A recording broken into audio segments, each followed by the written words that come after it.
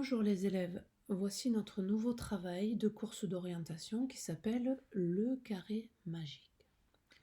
Vous allez fabriquer votre carré magique avec 9 feuilles de papier que vous allez coller au sol et sur lesquelles vous allez marquer en grand les lettres A, B, C, D, E, F, G, H et I.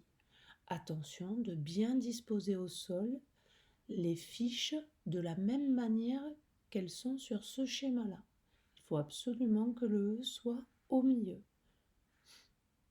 Lorsque vous aurez fini de disposer vos feuilles au sol,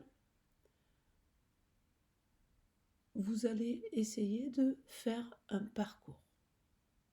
Pour cela, vous aurez à démarrer du plot E. Ça, c'est la première consigne qui est écrite ici. On démarre toujours du plot central E et on revient toujours à E. Donc, quoi qu'il arrive, le départ commence à E et vous revenez à E. Si vous ne revenez pas à E, c'est que vous vous êtes trompé. La deuxième consigne, c'est que sur le parcours, vous aurez une flèche bleue qui vous indiquera la direction du nord, c'est-à-dire la direction par laquelle il faudra commencer votre parcours. Sur les parcours, vous avez des distances de trait qui sont plus ou moins longues, vous n'en tenez pas rigueur. C'est parce qu'il fallait que sur le schéma, je puisse allonger tout simplement les lignes, de manière à ce qu'elles ne se chevauchent pas. Donc, vous avez exactement 7 parcours à faire. Vous allez les imprimer ou les dessiner et vous allez marquer durant votre parcours.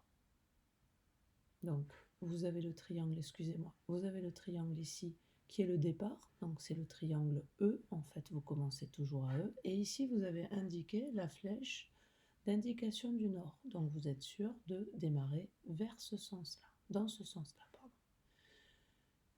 Une fois que vous avez imprimé votre feuille, vous allez vous placer à E, et vous allez orienter votre carte de manière à ce que le nord soit dans le bon sens pour pouvoir inscrire au bas de la page les lettres correspondant au numéro vers lequel vous allez vous diriger.